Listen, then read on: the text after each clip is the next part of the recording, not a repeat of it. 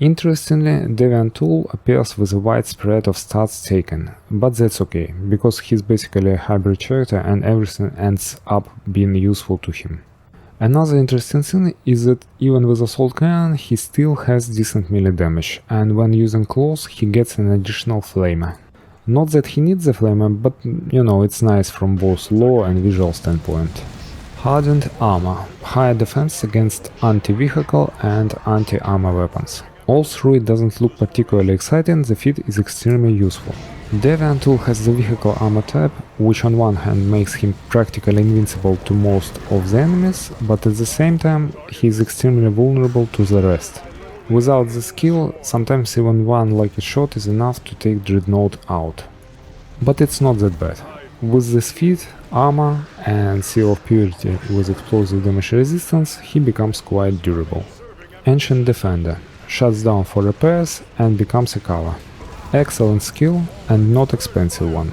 By default the Dreadnought can be healed only with a special consumable, Rites of Repair, which has to be worn by other squads, which means that this ability is essentially like improved loadout, but not for the Dreadnought himself, but for other squads. The cooldown of the ability is not very long, so it's pretty easy to maintain maximum HP between fights. Moreover, the repairs lasts until full health, so the ability can also be used in combat and then it will just absorb the damage of the enemies, which is not bad either. Battle Lust regains energy with every kill. Deviant Tool is essentially a skill caster, not an auto attacker like Avitus. With an Assault Cannon he has two strong AoE abilities which he constantly rotates, so it's a great skill, extra energy will be useful.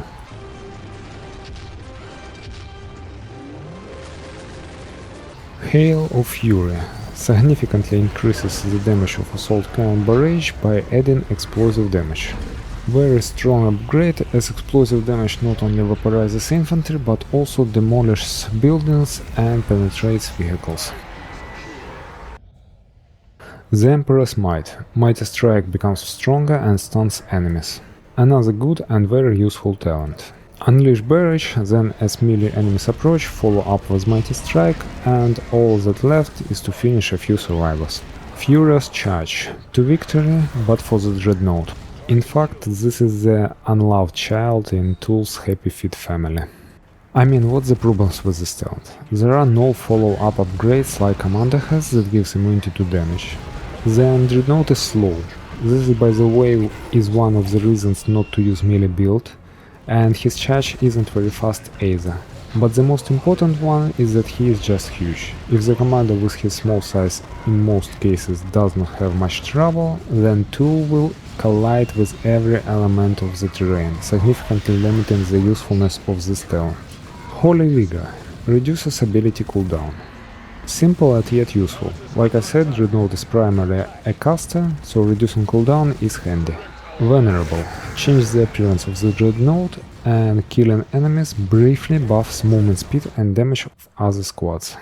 In general the ability is optional because it does not work against single targets, but it's very cheap, only 3 points, and it has no major competitors anyway, so why not to take it? Well, there is really nothing interesting here. In fact, Tool has only one build in which you take everything except Furious Charge, and there are not even any variation with the order. Rather, it should be said that Assault Cannon is his optimal weapon, so when a mission offers it as a reward, don't miss it.